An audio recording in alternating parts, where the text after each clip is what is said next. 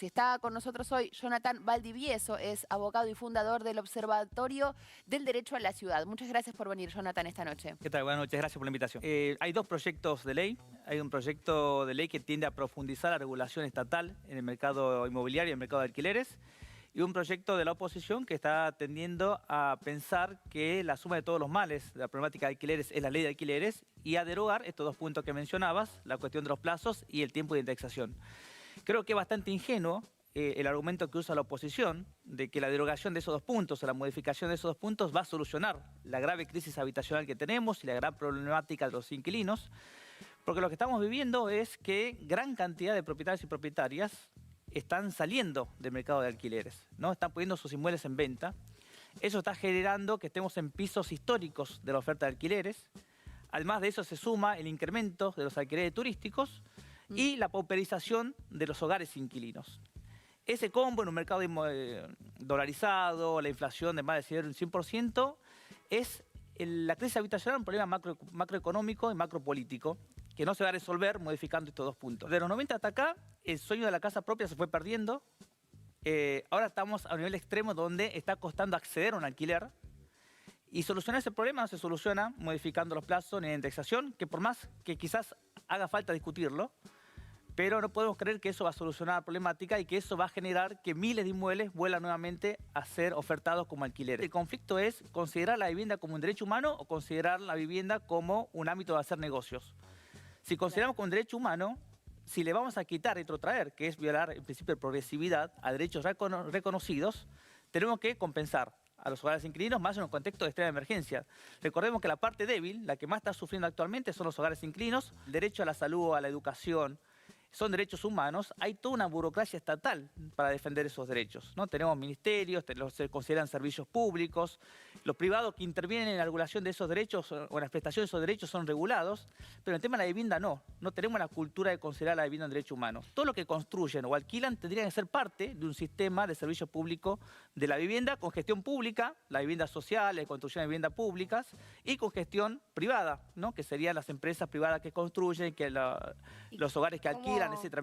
Esa burocracia que permitiría tener datos oficiales, no puede ser que elaboremos políticas de alquileres basadas en datos de los sectores que no quieren justamente la regulación, no tenemos ninguna cifra oficial, no podamos discriminar, no conocemos la concentración de la vivienda si está en una diversificación de propietarios, en grandes propietarios, no conocemos la tendencia, entonces hay una gran falta de información y creo que el camino tiene que ser justamente un planteo de soluciones complejas y muy variadas, que no basas únicamente en regular el contrato de alquiler, sino en regular todo el sistema de acceso a la vivienda. Pero esto no le daría libertad a los propietarios a fijar el precio que ellos quieran, a hacer el arreglo que ellos quieran, y si se continúa manteniendo una baja oferta, ¿esto no podría perjudicar aún más a los inquilinos si no se empiezan a, de alguna manera, poner de nuevo en oferta esos departamentos que hoy no están en alquiler? Pero de ninguna manera, al revés, lo vas a poner, como este mercado que funcionó, llamémoslo, los últimos 30 años, funcionó de una forma. Tenía imperfecciones, sí, pero funcionaba. Nosotros partimos de un supuesto bastante distinto, que la desregulación del mercado con la simple derogación de la ley no va a generar ese incremento de la oferta de alquileres. Creemos que es mucho más complejo lo que está sucediendo con el mercado inmobiliario, que tiene que ver con otros tipos de situaciones macroeconómicas. Y por otra parte, por ejemplo, nos sorprende que los partidos que impulsan la simple derogación de la ley son los partidos que, por ejemplo, en la ciudad de Buenos Aires venden tierra pública para alquiler turístico.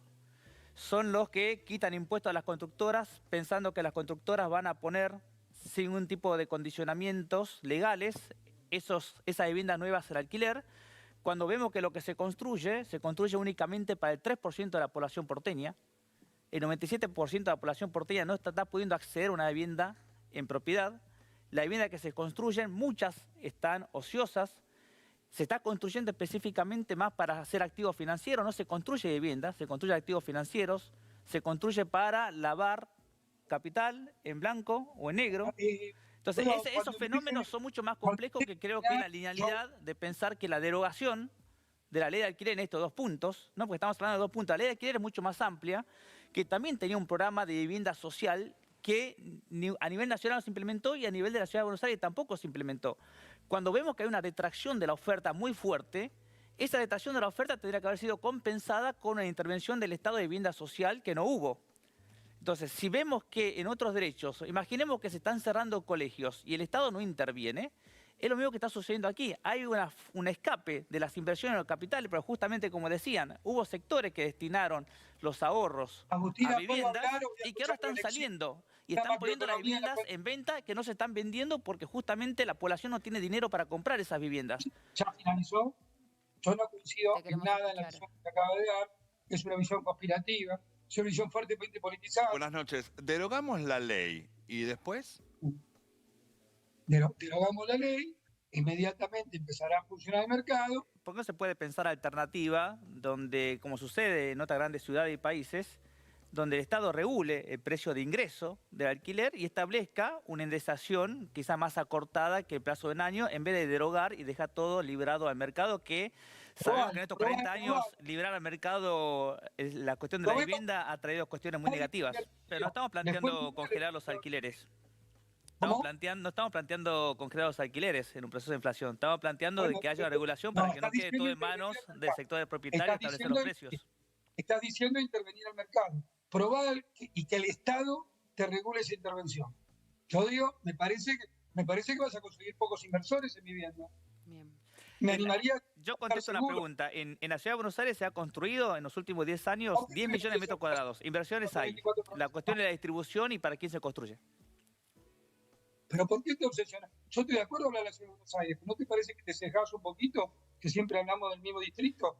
¿No está politizado? A nivel país se ha construido la misma cantidad proporcionalmente y sigue siendo un problema de distribución. A nivel país también se ha construido una gran cantidad de metros cuadrados y la cuestión es la distribución y el acceso. No es el problema la falta de inversiones en Argentina en tema de construcción. ¿No? Hernán, muchísimas gracias por este contacto. Si querés cerrar, por supuesto, adelante. Pero explícamelo con todo respeto al problema que no lo entiendo. Jonathan.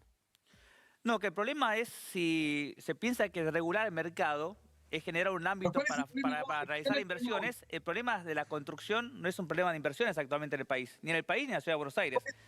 Porque hay muchísimas inversiones, hay muchísimas construcciones, ha incrementado los índices de la cantidad de metros cuadrados por habitante en el país, lo ha demostrado el último censo, así que no hay un problema de inversiones. Hay un problema justamente de regulación de para qué se construye, para quién y cómo se distribuye lo que se construye. No, la verdad es que no te entiendo. A veces medio teórico. ¿Me podés explicar el problema por qué suben los alquileres y no hay oferta? Sí, es un problema mucho más complejo, macroeconómico. Tenemos un sistema dolarizado, los propietarios pero vos lo decís con tanta tienen la certeza. expectativa de ganar los alquileres con un porcentaje en dólares, porque consideran que tienen dólares inmovilizados, tenemos una inflación más del 100%, tenemos una población totalmente precarizada, los valores de los alquileres no están altos. Lo que sucede es que tenemos una población precarizada que no puede también pagar esos alquileres. El 50 y el 40% del dinero de la familia se va a pagar los alquileres. Sí, es un tema mucho más complejo que no se va a resolver desregulando el mercado inmobiliario. La cuestión es si pensamos soluciones complejas, regulando más el mercado inmobiliario, o pensamos abandonar el problema desregulándolo. Pero probá, no va a invertir nadie. Ya tuvo. Probamos en los últimos 40 años, hubo inversiones y la población no está accediendo a la vivienda.